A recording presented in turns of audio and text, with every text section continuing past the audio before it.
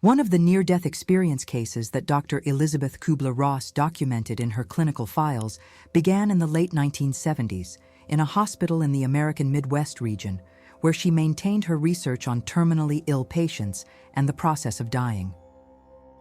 The doctor, who by that time had already published her seminal work on the 5 stages of grief and established palliative care protocols in various hospital institutions across the United States, found herself facing a boy whose story would challenge not only her established scientific categories, but her own understanding of the limits of human consciousness at the moment of clinical death.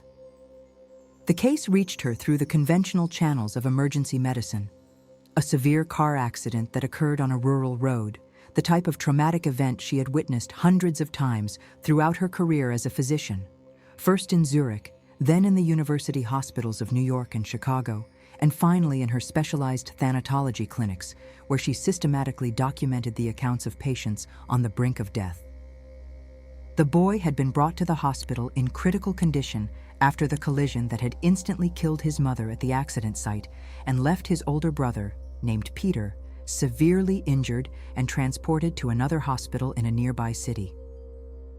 Dr. Kübler-Ross examined the medical records with the meticulousness that characterized her work method. Severe head trauma, internal hemorrhage, multiple rib and pelvis fractures, unstable vital signs that fluctuated dangerously between life and death. The medical team had performed all available procedures at that time to stabilize the patient's condition.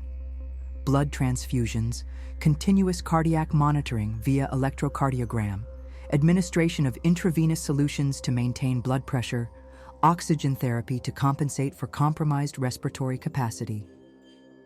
But Dr. Kübler-Ross knew, with decades of experience treating terminal patients, that this boy was inexorably moving toward clinical death and that her function there would not be to reverse the process, but to accompany him with dignity and scientific attention, documenting every aspect of his transition.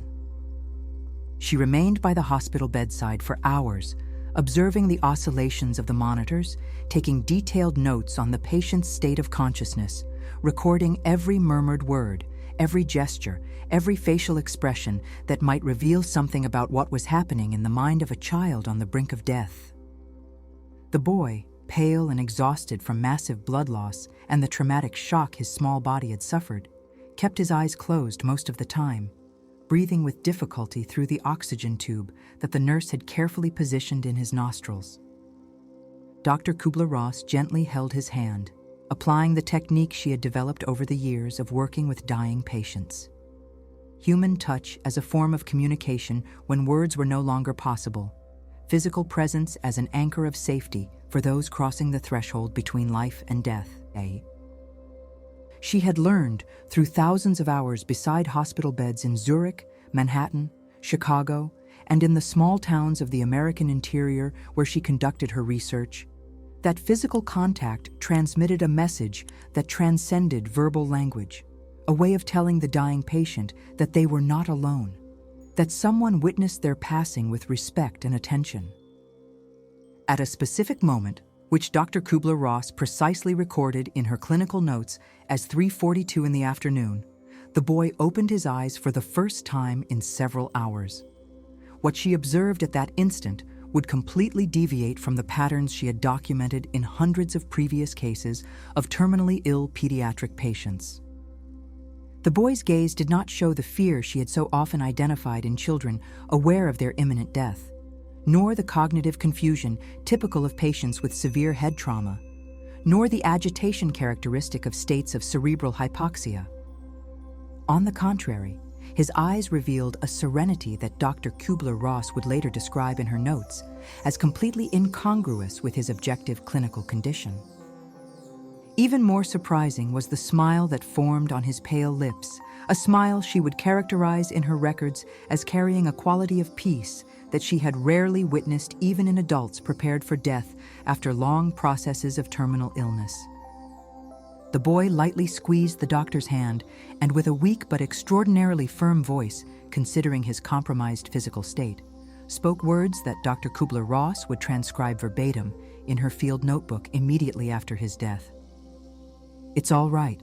Mom and Peter are already waiting for me, for the next life." The complete sentence, uttered with remarkable clarity by a child in an advanced critical state, caused a reaction in the researcher that she would later describe as an internal tremor, a disturbance that surpassed the natural emotional response to the death of a child and entered the territory of scientific bewilderment. Dr. Kübler-Ross was deeply accustomed to hearing children in a terminal state talk about encounters with deceased loved ones, about bright lights calling them, about feelings of peace and absence of pain. Throughout her career, she had documented hundreds of these accounts in her research on near-death experiences in pediatric patients, cases she had presented at medical conferences in university hospitals in Boston, San Francisco, and London, always with the methodological care of separating the objective phenomenological data from the subjective account of the patient, maintaining the necessary scientific distinction between clinical observation and speculative interpretation. But that specific mention of a next life, pronounced with such conviction by a child whose brain was being progressively deprived of oxygen due to massive internal hemorrhage, represented something that escaped her usual analytical categories. The doctor knew with absolute clinical certainty that the boy's mother had died at the accident site, information that was in the records brought by the ambulance and confirmed by the paramedics who had attended the disaster scene. She also believed, based on the information received at the time of hospital admission, that Peter, the older brother, was still alive and being treated at another hospital located approximately 150 kilometers away, in a nearby city where there was a trauma unit better equipped for complex neurosurgical cases. However, the boy continued speaking, now with his eyes fixed on a distant point above the hospital room ceiling, as if his vision passed through the concrete walls and saw something that remained completely invisible to Dr. Kübler-Ross and the nurse who had silently entered the room to check the vital signs. The doctor attentively observed the direction of the patient's gaze, mentally registering every detail of the facial expression, the body posture, the quality of the voice, applying the same phenomenological rigor she had developed in her studies on altered states of consciousness in dying patients. The boy showed no signs of confusional delirium, typical of hypoxic encephalopathy, did not present the characteristic psychomotor agitation of temporal lobe epileptic seizures that she knew could produce vivid hallucinations, did not exhibit the disconnected and fragmented speech she had so often observed in patients with severe cerebral edema. On the contrary, his communication maintained remarkable narrative coherence, a linearity that contrasted dramatically with his objectively compromised neurological state, as indicated by the hospital monitors that were beginning to emit alert signals about the progressive deterioration of his vital functions. Moments after pronouncing those words about his mother and Peter waiting for him for the next life, the boy closed his eyes slowly, peacefully, without showing anguish or resistance, and sank into a deep coma from which he would not return. Dr. Kübler-Ross observed the inexorable progression of multiple organ failure on the cardiac monitors, the heart rate becoming erratic, the blood pressure plummeting to levels incompatible with adequate cerebral perfusion, the respiratory rhythm becoming increasingly irregular until it finally ceased. She did not initiate cardiopulmonary resuscitation maneuvers, a decision based both on the clinical assessment of the futility of such procedures given the extent of the internal trauma and on the respect for the natural journey of death that she had advocated throughout her professional career. The boy died at 4:18 in the afternoon, surrounded by the silent presence of the doctor who held his hand and the nurse who gradually turned off the monitors to allow the silence of death to replace the mechanical noise of the hospital equipment.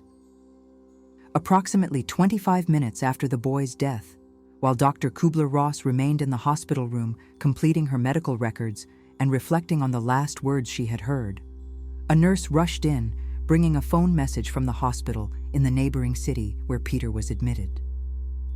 The information contained in that call would produce an impact on the researcher that she would later describe in her personal notes as a moment of epistemological rupture, one of those rare instances in scientific practice when observable data forces a fundamental reconsideration of the theoretical premises that underpin our understanding of reality.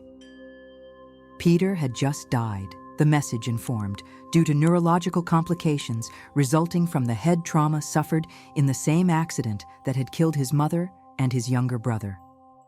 The officially registered time for Peter's death was 3:38 in the afternoon, exactly 4 minutes before the moment the younger boy had opened his eyes in the hospital where Dr. Kübler-Ross was with him and pronounced those words about his mother and Peter already waiting for him. That night, sitting alone in her private office at the hospital, surrounded by piles of medical charts and notebooks documenting years of research on the process of dying, Dr. Elizabeth Kübler-Ross remained for hours reflecting on the temporal coincidence between Peter's death and the exact moment when his younger brother had mentioned his presence in an alleged wait for the next life. She turned on the lamp on her desk, adjusted her reading glasses, and began to meticulously review all her notes on the case, examining every detail with the methodological rigor she had learned during her years of medical training at the University of Zurich, when she studied psychiatry under the guidance of professors who insisted on the need to rigorously distinguish between objective observation and subjective interpretation of clinical phenomena. The phrase, "for the next life," echoed persistently in her mind, not as a simple auditory record of words spoken by a dying patient, but as an enigma that challenged the conceptual structures through which she had understood thousands of cases of death throughout her professional career. The doctor knew she needed to consider all the conventional neurological explanations before allowing herself any speculation about meanings that surpassed the limits of established materialist science. She opened one of her reference books on neurology and began to systematically review the known mechanisms of hallucination in states of severe cerebral hypoxia, the processes through which a brain deprived of adequate oxygen could generate perceptual experiences without correspondence to external reality. Cerebral anoxia, she knew very well, produced the massive release of neurotransmitters such as serotonin and dopamine, chemical substances capable of inducing altered states of consciousness with vivid hallucinatory characteristics. The temporal lobe, particularly vulnerable to oxygen deprivation, when electrically or chemically stimulated, could generate sensations of the presence of other people, intense memories of loved ones, mystical experiences of transcendence and cosmic unity. Dr. Kübler-Ross knew all this deeply, had studied it extensively, had carefully considered it in dozens of scientific articles she had published in specialized medical journals throughout the 1970s. But there was something in that specific case that stubbornly resisted conventional neurological explanations, an element that forced her to confront the limits of her own scientific certainties. How could a boy approximately 8 or 9 years old, whose brain was severely compromised by trauma and hemorrhage, whose level of consciousness oscillated between states of semi-coma and brief moments of superficial lucidity, have access to a factual piece of information about the death of his brother Peter that had occurred in a hospital located 150 kilometers away, 4 minutes before uttering those words? Dr. Kübler-Ross carefully examined all possibilities of conventional transmission of information. No nurse or doctor in the hospital where she worked had received news of Peter's death before the moment the younger boy spoke about him. No telephone call from the other hospital had arrived before that specific instant. The boy had been brought unconscious from the accident scene and had remained in critical condition since his admission, without sufficient moments of lucidity for someone to have communicated any information about his brother's state. The only communication the boy had received was the silent touch of the doctor's hand, the physical presence she offered as a form of nonverbal comfort during the process of dying. The researcher stood up from her chair and walked to the window of her office, observing the city lights twinkling in the darkness of the American Midwest night. She, who had always sought to understand death as a natural passage, as the final stage of a process of human development that included birth, growth, maturity, and decline, began to wonder if there might be something more beyond that linear model she had advocated in her books and lectures. Could it be possible that death was not simply a cessation of consciousness, a gradual fading of neurological functions until the final silence, but rather a transition to another mode of existence? The idea was certainly not new to her. Throughout her years working with terminally ill patients in hospitals in Chicago, New York, and the small rural towns where she conducted her research, she had heard hundreds of accounts of near-death experiences that suggested some form of continuity of consciousness beyond clinical death. But those accounts had always remained in her scientific mind in the domain of the subjective phenomenon, psychological experiences deeply meaningful to the patients, but not necessarily indicative of an objective reality that transcended brain function. The case of that boy, however, introduced an element of external verifiability that challenged the methodological restraint Dr. Kübler-Ross had maintained throughout her career.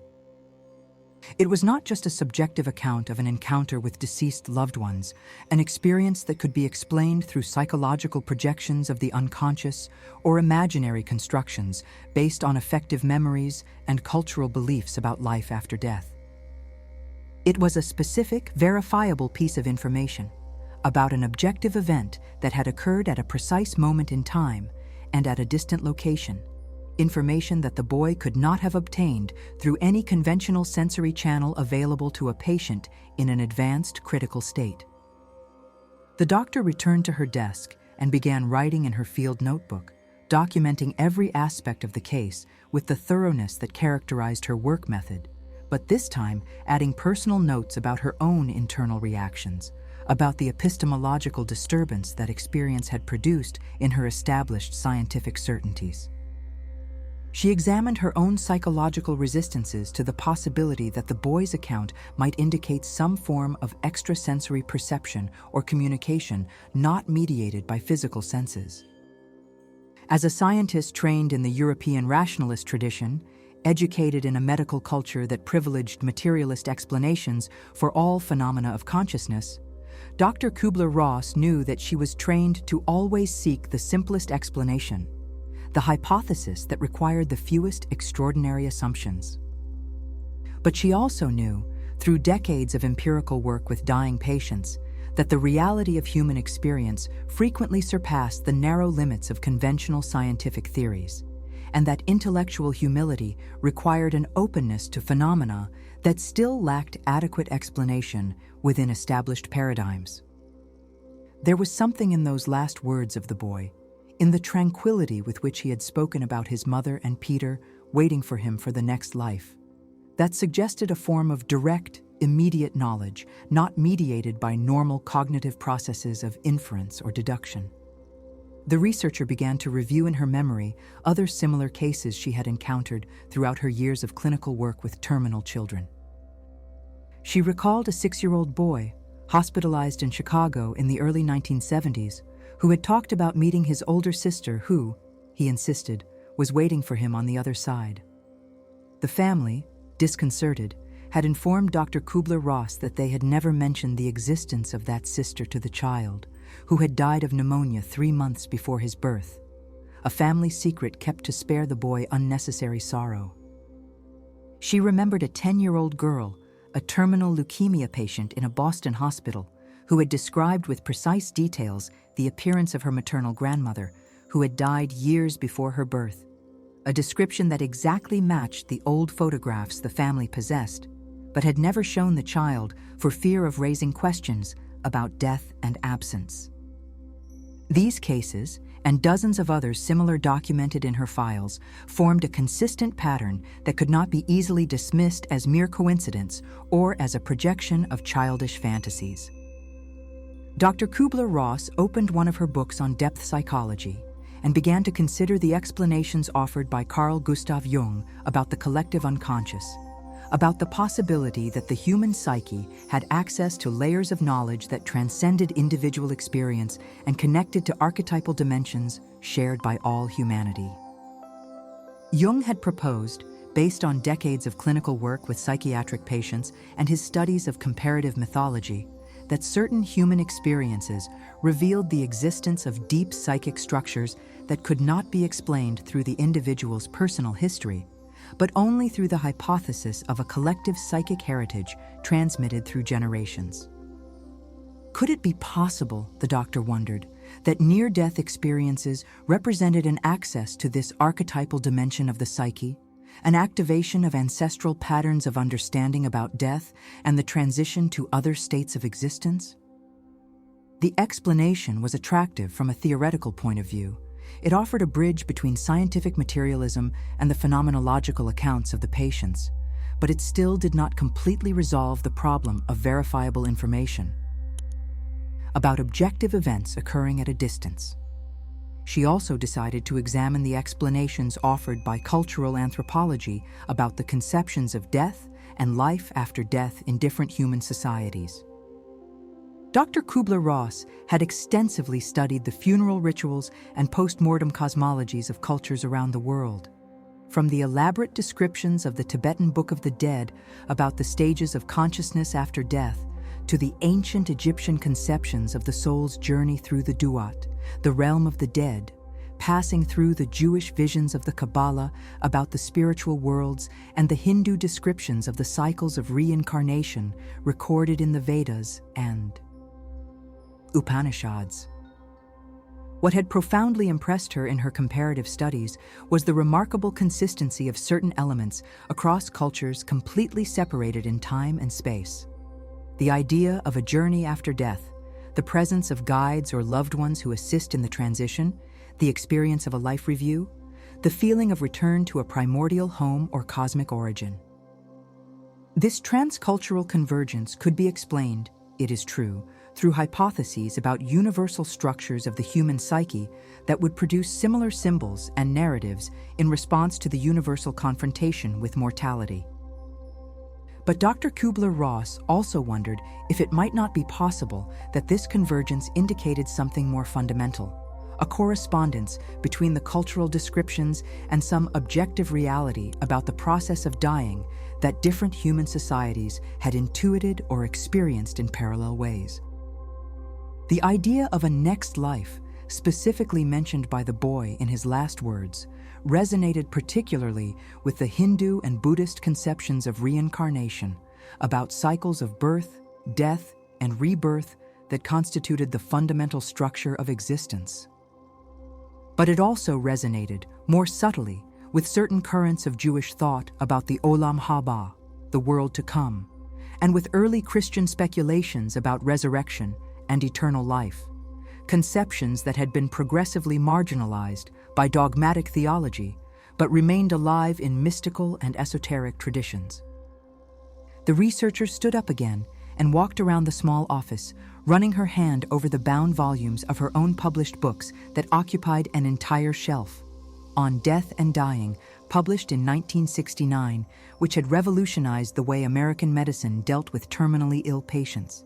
Questions and Answers on Death and Dying, from 1974, which had deepened her reflections on the process of dying, and several other volumes that documented decades of empirical research on the psychological stages of grief and acceptance of death. But none of those books, she honestly acknowledged to herself that Silent Night had directly confronted the question that now imposed itself with inescapable force. Was there really some form of continuity of consciousness after clinical death? Did the near-death experiences she had documented hundreds of times in resuscitated patients represent genuine incursions into another dimension of reality? Or were they just complex psychological elaborations produced by a dying brain? She returned to her desk and began writing a long reflection in her personal diary, something she rarely did, but which that night felt like an intellectual and emotional necessity. The doctor wrote about the fundamental tension between her rigorous scientific training, which had taught her to distrust supernatural explanations, and to always seek naturalistic mechanisms for observable phenomena, and her direct empirical experience with thousands of dying patients who had repeatedly reported experiences that defied conventional materialist categories.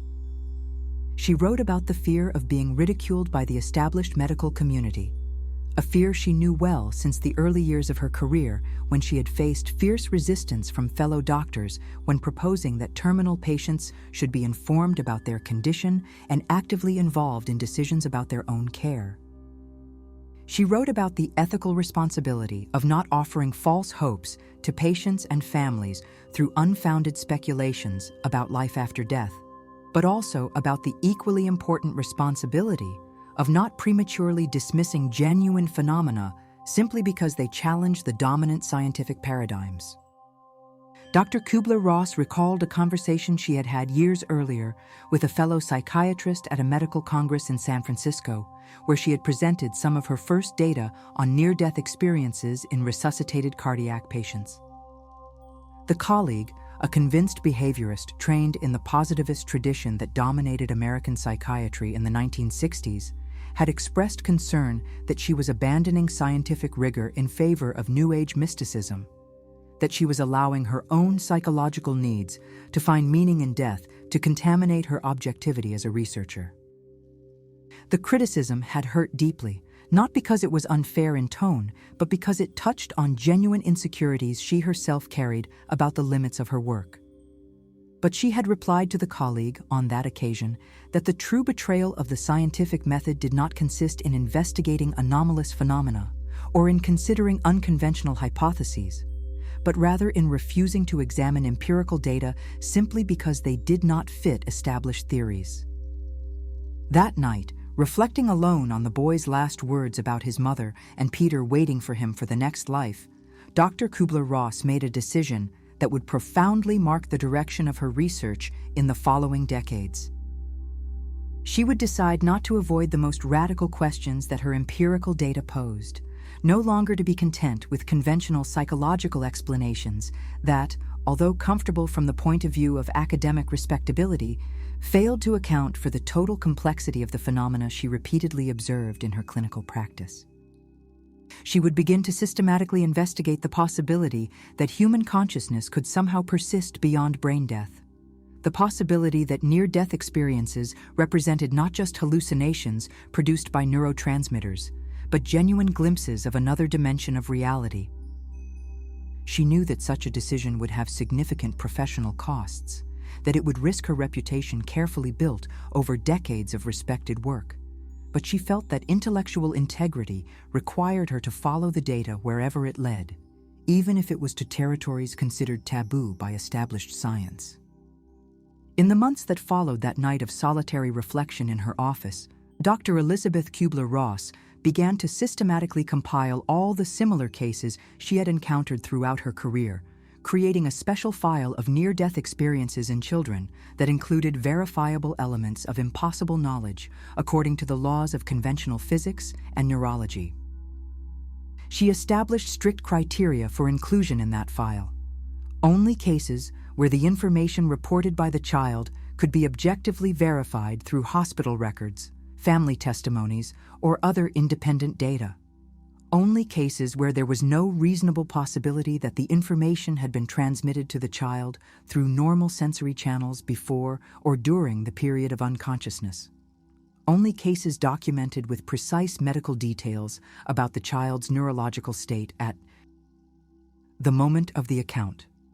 Applying those strict criteria, she identified approximately 47 cases over 15 years of clinical work that presented that specific characteristic of anomalous knowledge, a low frequency in absolute terms, but significant enough to demand serious and systematic investigation. The doctor also began to conduct structured interviews with the parents and family members of those children, personally visiting their homes in small towns in the American Midwest, in suburbs of Chicago and New York, in isolated rural communities where she had worked in regional hospitals over the years. She wanted to understand not only the factual details of the cases, but also the psychological impact those experiences had had on the families, the ways parents interpreted the accounts of their dying children, the changes those experiences produced in their own conceptions of death and possible continuity of existence. What she discovered through those long conversations in modest living rooms and simple kitchens was that many families had kept silent about their children's experiences, fearing ridicule or being considered superstitious, carrying alone the weight of knowledge they did not know how to process or integrate into their worldviews. Dr. Kübler-Ross offered these families not definitive answers or consoling certainties, but something equally valuable: the validation that their experiences were worthy of serious attention, that their children's accounts deserved to be documented and studied with the same rigor as any other important clinical phenomenon. During that period of intensive investigation, she also deepened her studies on the mystical and spiritual traditions that had developed elaborate cosmologies about post-mortem states of consciousness. She traveled to specialized libraries in New York and Boston, where she examined translations of Tibetan texts on the bardos, the intermediate states between death and rebirth described in the Bardo Thodol with extraordinary detail about the subjective experiences of discarnate consciousness. She studied academic commentaries on the Jewish Kabbalah, particularly the sections dealing with the higher worlds and the soul's journeys after separation from the physical body, concepts developed by medieval mystics like Moses de Leon and Isaac Luria through deep meditations and visionary experiences. She revisited the ancient Egyptian texts on the Duat, the realm of the dead where the deceased soul had to pass through trials and judgments before reaching eternity. Texts inscribed on funerary papyri and the walls of royal tombs discovered by archaeologists in the Valley of the Kings. She examined the Hindu Vedas and Upanishads, where sages of ancient India had recorded their investigations into the nature of consciousness, the individual Atman and its relationship with the cosmic Brahman, and the cycles of samsara that led souls through multiple incarnations on their evolutionary journey. What emerged from those comparative studies was a surprising perception. Many of the elements reported by her patients in contemporary near-death experiences found remarkable parallels in the descriptions contained in those ancient texts, despite the fact that most of her patients, especially the children, had no prior knowledge of those esoteric traditions. The experience of separation of consciousness from the physical body, often described by resuscitated patients as a sensation of floating above the operating table or hospital bed, watching the medical resuscitation procedures, corresponded to the Tibetan descriptions of the initial moment after death, when consciousness detaches from the physical aggregates. The experience of passing through a tunnel toward a brilliant light, one of the most common elements in the near-death accounts that Dr. Kübler-Ross had documented hundreds of times, resonated with Kabbalistic descriptions of the soul ascending through the Sephirot toward the divine light of the Ein Sof. The encounters with deceased loved ones, such as the one reported by the boy about his mother and Peter waiting for him, found parallels in Egyptian conceptions of family members welcoming the newly deceased on the banks of the Duat, and in Tibetan teachings about karmic guides who assist consciousness in its transition. Dr. Kübler-Ross maintained, however, a constant vigilance against the temptation to interpret those transcultural correlations as definitive proof of an objective reality of the post-mortem states described by the ancient texts. She fully recognized the possibility that the convergences could be explained through universal archetypal structures of the human psyche, through innate patterns of symbolic processing that different cultures expressed in similar mythical languages when confronting the universal mystery of death. Carl Jung had convincingly demonstrated, through decades of analyzing dreams, fantasies, and psychotic symptoms, that certain symbols appeared spontaneously in people without prior knowledge of the mythological traditions that used those same symbols, suggesting a collective psychic heritage that transcended conscious cultural transmission. The doctor seriously considered the possibility that near-death experiences might represent an activation of those deep archetypal patterns at the critical moment of proximity to death, a universal psychological response that produced similar narratives across different cultures and historical epochs without necessarily implying a corresponding metaphysical reality.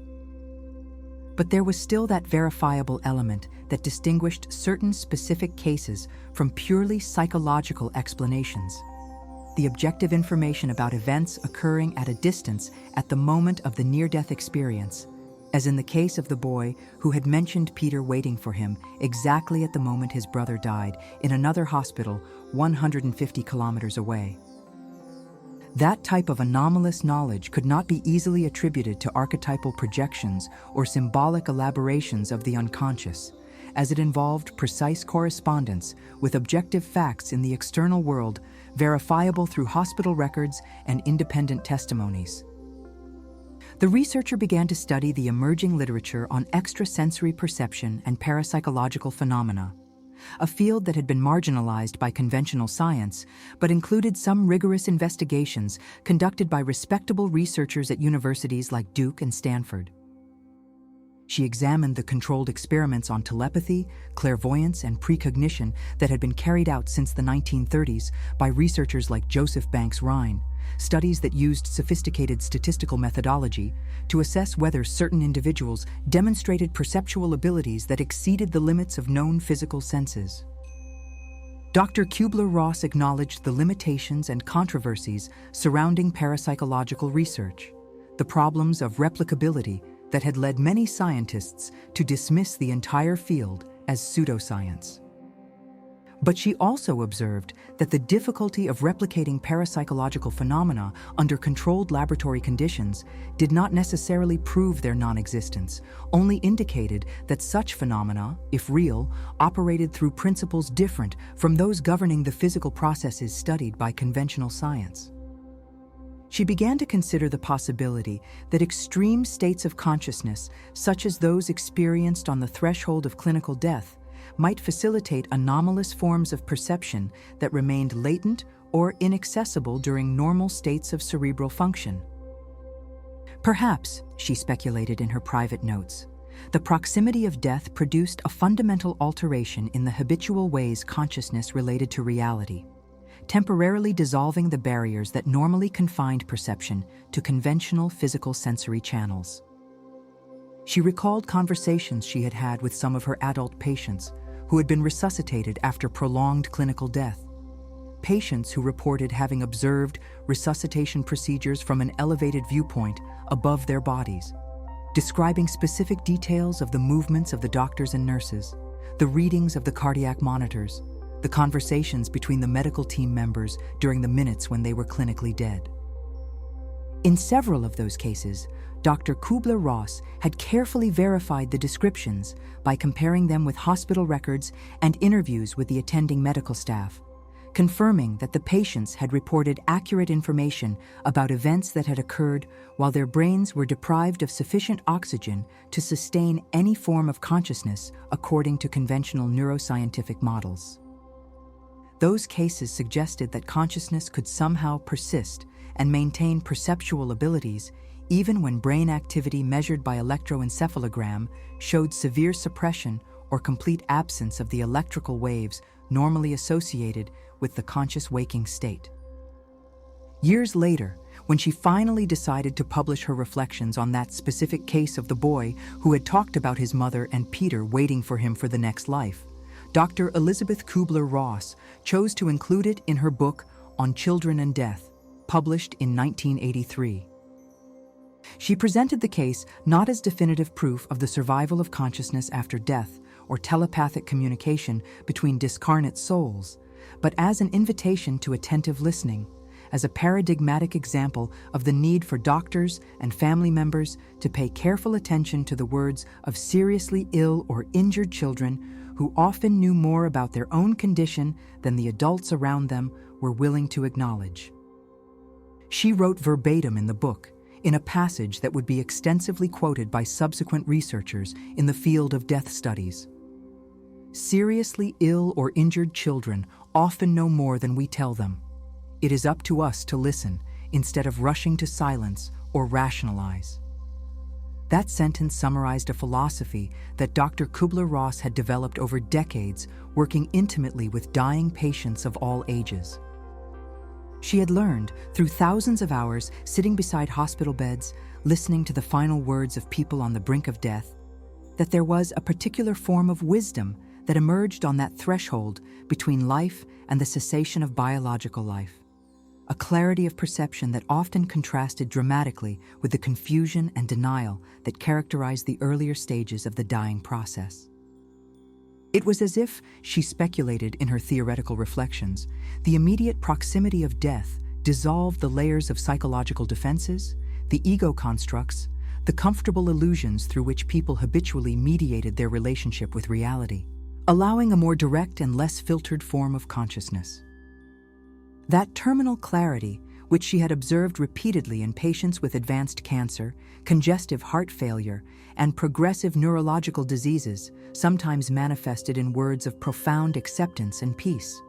Other times in surprising revelations about hidden family relationships, secrets kept for decades, unexpected pardons that transformed entire family dynamics in the final moments.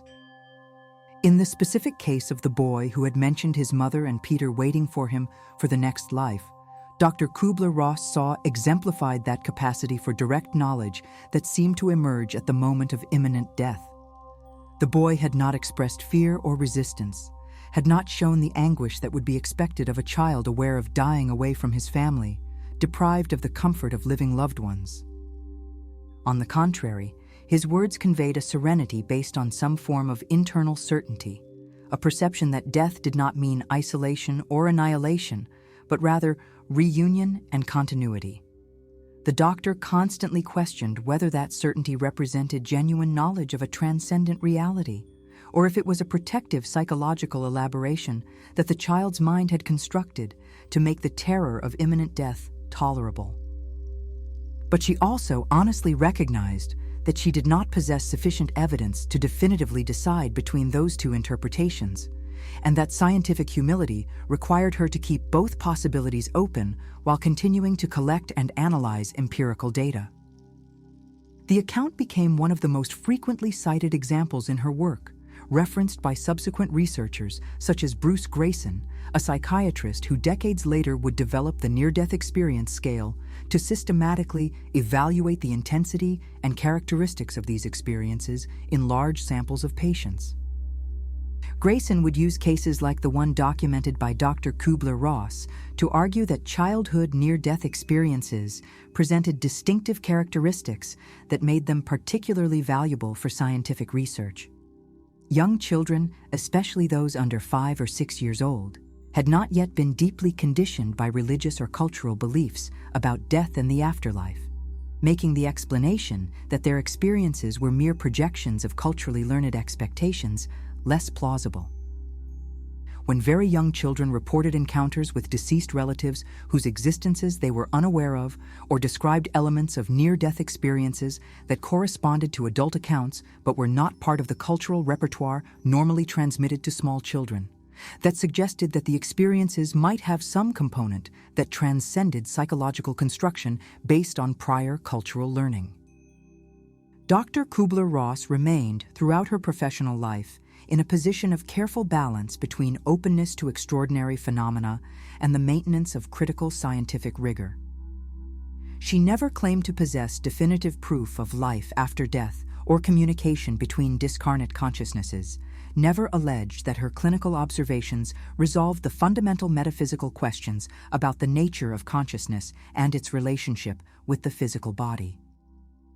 What she affirmed, consistently and with conviction based on extensive empirical evidence, was that accounts of near-death experiences represented a real, significant human phenomenon worthy of serious scientific investigation, a phenomenon that could not be easily dismissed as meaningless hallucination or as a fanciful elaboration of confused minds. She insisted that those experiences had deep phenomenological value regardless of their ultimate metaphysical reality, that they transformed the lives of the patients who experienced them, that they offered comfort and meaning at the most terrifying moment of human existence, and that they therefore deserved to be listened to with respect and attention by health professionals. In her public lectures and workshops for medical professionals, held in hospitals and universities across the United States during the 1970s and 1980s, Dr. Kübler-Ross frequently used the boy's case as a paradigmatic example to illustrate several central principles of her philosophy on terminal patient care. She emphasized the importance of creating space for dying patients, especially children, to freely express their experiences and perceptions without being immediately confronted with medical rationalization or comforted with empty platitudes. She argued that many seriously ill or injured children kept silent about their deepest experiences because they perceived, with the heightened sensitivity characteristic of children in extreme situations, that the adults around them were not emotionally prepared to listen to what they had to communicate. When they finally found a receptive listener, as Dr. Kübler-Ross had strived to be throughout her career, those children often revealed surprising perceptions about their own condition, the process of dying, and experiences they had had during moments of unconsciousness or critical state. Over the years, the doctor developed a specific methodology for interviewing dying children that combined techniques from child psychotherapy with careful ethnographic observation. She sat by the hospital bedside not as a distant medical authority, but as a genuine human presence interested in understanding the child's subjective experience, using simple, direct language, asking open-ended questions that did not suggest specific answers, allowing long silences when the child needed time to find adequate words for experiences that often exceeded their linguistic capacity for expression. She had learned that small children often communicated their deepest experiences through drawings and symbolic play instead of structured verbal narratives, and so she always carried paper and colored pencils on her hospital visits, encouraging the children to draw what they had seen or felt during their moments of proximity to death.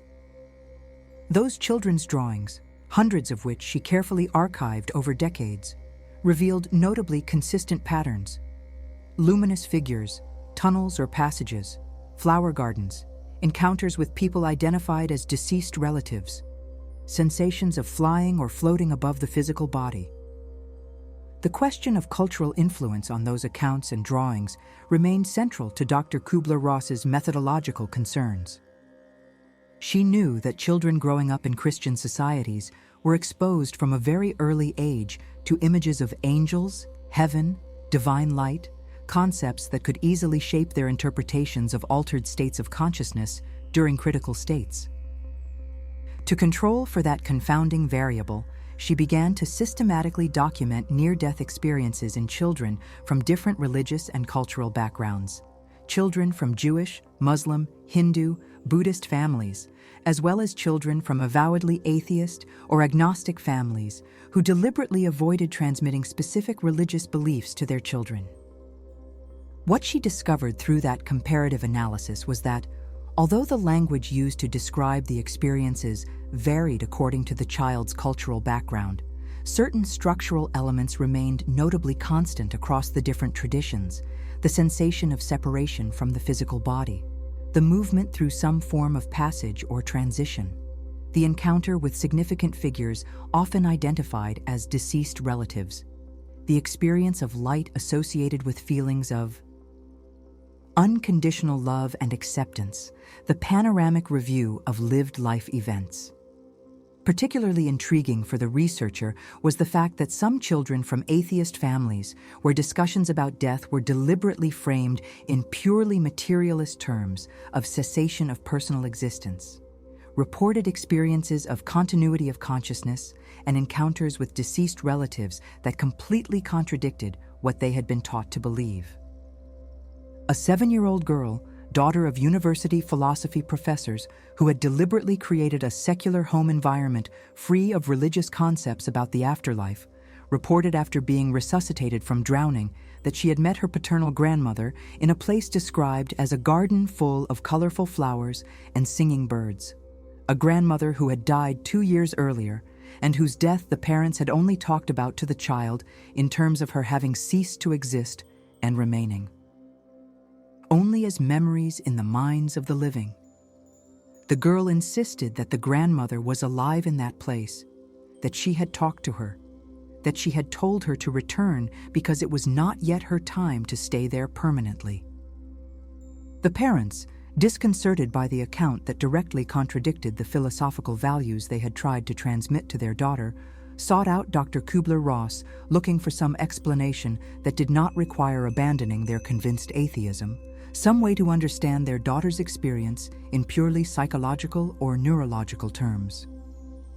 The doctor offered the parents of that girl, as she offered to all families seeking her guidance after similar experiences, not dogmatic certainties about the metaphysical reality of near-death experiences, but rather a framework that allowed openness to multiple possible interpretations.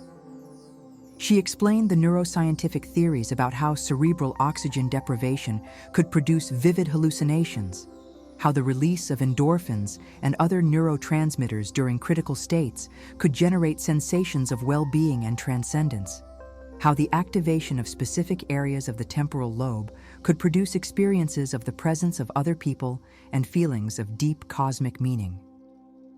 But she also honestly shared her own uncertainty, her growing conviction based on decades of empirical observation that conventional neurological explanations, while certainly relevant, did not completely capture the total complexity of the phenomena she repeatedly documented in her clinical practice.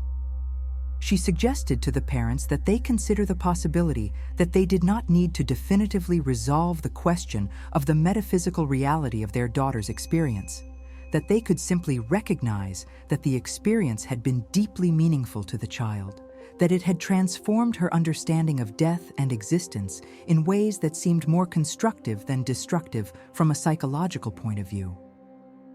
That approach of honest uncertainty, of maintaining a productive tension between scientific skepticism and openness to mystery, characterized the mature work of Dr. Elizabeth Kübler-Ross and distinguished her from both reductionist materialists who prematurely dismissed all near-death experiences as meaningless hallucinations and naive spiritualists who uncritically accepted those experiences as definitive proof of life after death. She deliberately occupied an uncomfortable intermediate space, a border territory between science and spirituality, where certainties were scarce, but where the most important questions of human existence could be explored with seriousness and rigor. That positioning cost her dearly in terms of acceptance by the established medical community. Many of her fellow psychiatrists and physicians who had deeply respected her initial work on the stages of grief began to distance themselves from her as she published more and more about near-death experiences and the possible survival of consciousness, accusing her of abandoning the scientific method in favor of New Age mysticism and spiritual credulity. But Dr. Kübler-Ross remained faithful to her fundamental conviction that true science required courage to investigate phenomena that challenged established paradigms, that the history of science was replete with examples of revolutionary discoveries initially ridiculed by academic orthodoxy before being eventually accepted as established knowledge. She knew she was paying a price in terms of professional respectability by choosing to explore those controversial territories, but she felt that intellectual integrity and fidelity to the empirical data she had collected over decades of clinical work required her to continue her investigation regardless of the consequences for her reputation.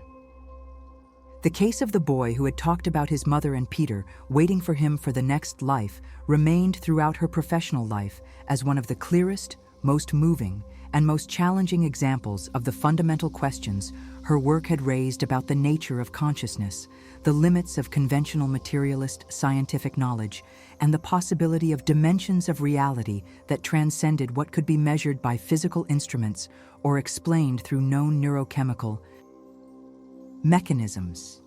In the final years of her life, when she'd already retired from active clinical practice, but continued writing and reflecting on the decades of accumulated experiences, working with thousands of dying patients, Dr. Elizabeth Kübler-Ross returned repeatedly to that specific case in her memoirs and meditations. She recognized that she would never reach a definitive answer about what exactly had happened in that hospital room in the late 1970s, when a seriously injured boy had uttered his last words about loved ones waiting for him in a next life. Had it been a genuine perception of a transcendent reality, an authentic glimpse of the continuity of consciousness beyond biological death? Or had it been an extraordinarily sophisticated psychological elaboration, a protective construct created by a child's mind confronted with the terror of imminent annihilation? She didn't know, and honesty forced her to admit that she probably would never know with absolute certainty. But she did know, with the certainty that came from decades of careful empirical observation, that that boy had experienced something profoundly real for him, something that had transformed his final moments from potential terror into moments of peace and even serene anticipation, and that this alone possessed immense value regardless of its ultimate metaphysical reality. The deepest lesson that Dr. Kübler-Ross drew from that case, and from hundreds of similar cases documented throughout her career, was not a definitive conclusion about the existence or non-existence of life after death, but rather a recognition of the need for humility in the face of the great mysteries of human existence. Science she had learned through her journey as a researcher that began in the hospitals of Zurich and spanned decades of work in medical institutions across the United States, was an extraordinarily powerful tool for understanding certain aspects of reality, but it was not capable of answering all the questions that human beings inevitably asked about meaning, purpose, and destiny. There were domains of human experience where objective scientific knowledge met its limits, where individual subjective experience possessed a primacy that could not be reduced to quantitative measurements or mechanistic explanations. The encounter with death, and particularly the near-death experiences reported by those who returned from the threshold between life and biological cessation, represented precisely one of those domains where science and mystery intertwined in ways that resisted simple or definitive resolutions. The testimony of that boy about his mother and Peter waiting for him for the next life remained, for Dr. Elizabeth Kübler-Ross, not as conclusive proof of any specific doctrine about life after death, but as a permanent reminder that human consciousness on the threshold of death often manifested a form of knowledge or perception that transcended the conventional categories through which we attempt to understand reality. It was an invitation, as she would write in her final reflections on the case, for doctors, researchers, family members, and anyone interested in the great mysteries of existence to maintain an attitude of respectful listening to accounts of extraordinary experiences, a willingness to seriously consider the possibility that reality might be vaster, more mysterious, and more wonderful than our current scientific models were capable of capturing. That attitude of openness, combined with critical rigor, of scientific curiosity, tempered by intellectual humility, represented the most lasting legacy of her pioneering work on the process of dying and the experiences of those who had temporarily crossed the veil between life and death. The case remains to this day, decades after its first documentation by Dr. Kübler-Ross, as one of the most frequently cited examples in the literature on childhood near-death experiences, studied by researchers who continue the investigation she began, debated by skeptics and believers who draw opposite conclusions from the same data, contemplated by countless people who face their own questions about mortality and possible transcendence. And perhaps it is precisely that quality of remaining open to interpretation, of resisting easy or definitive conclusions, that makes the case so valuable as a testament to a deep human phenomenon that continues to challenge our understanding and invite us to expand the limits of what we consider possible in the vast and mysterious reality of human consciousness.